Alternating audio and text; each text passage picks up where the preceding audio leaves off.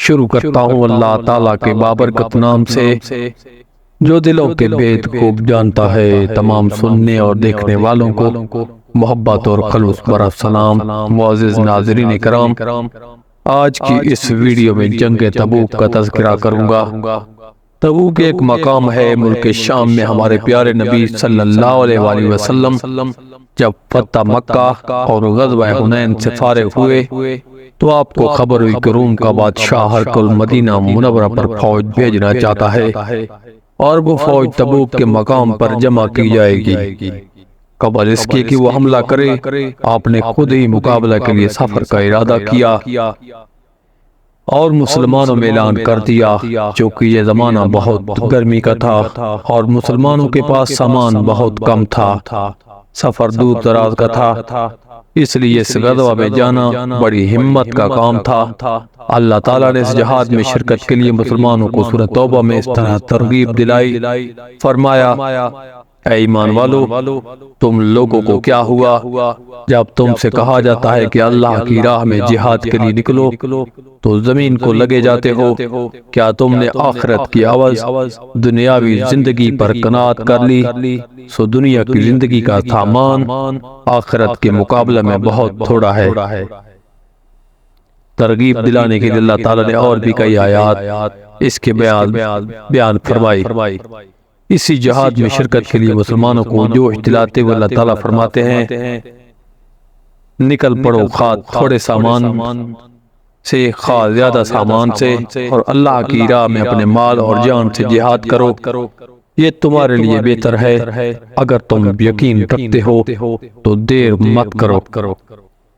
جو منافق تھے اور سچے مسلمان نہ ہوئے تھے وہ اتنی دور جہاد میں جانے سے بہانے کرنے لگے اور رخصت مانگنے لگے تو اللہ تعالیٰ نے ان کی پول کھول دی اور اسی سورہ میں اس طرح فرمایا: اگر کچھ ہاتھ لگتے، مال ملنے والا ہوتا اور سفر بھی معمولی ہوتا تو یہ منافق ضرور آپ صلی اللہ علیہ وآلہ وسلم کے ساتھ ہو لیتے، لیکن ان کو تو مسافت ہی دور دراز معلوم ہونے لگی اور ابھی خدا کی قسم کھا جائیں گے۔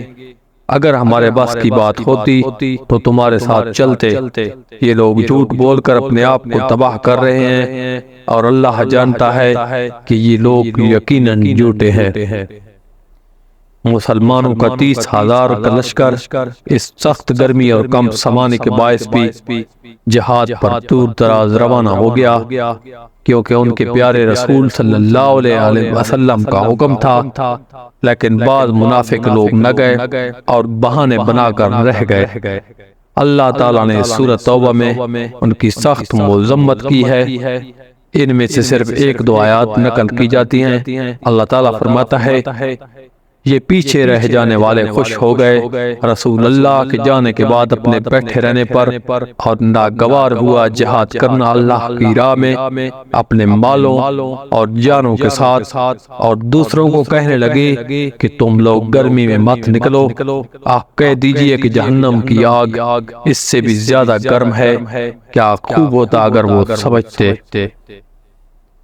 ایک اور جگہ اللہ تعالیٰ فرماتے ہیں: سو تھوڑے دن ہنس لیں اور بہت دن آخرت میں روتے رہیں ان کاموں کے بدلے میں جو کچھ کیا کرتے تھے۔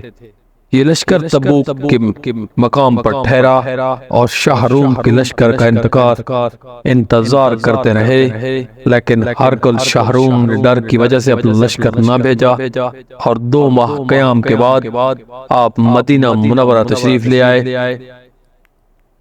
جنگ تبوک کا قصہ ہمیں سکھاتا ہے کہ جب کافروں کے مقابلہ میں مسلمانوں کو جہاد کے لیے بلایا جائے تو ہم سب کو بلا خوف و خطر اس میں شامل ہو جانا چاہیے۔ ہاں، جہاد کے لیے دور جانا ہو، موسم کتنا ہی گرم ہو یا سرد، مال ہو یا نہ ہو، ہم سچے مسلمان تب ہی بن سکتے ہیں۔ اللہ ہم سب کو ایسا ہی مسلمان بنائے، آمین ثم آمین۔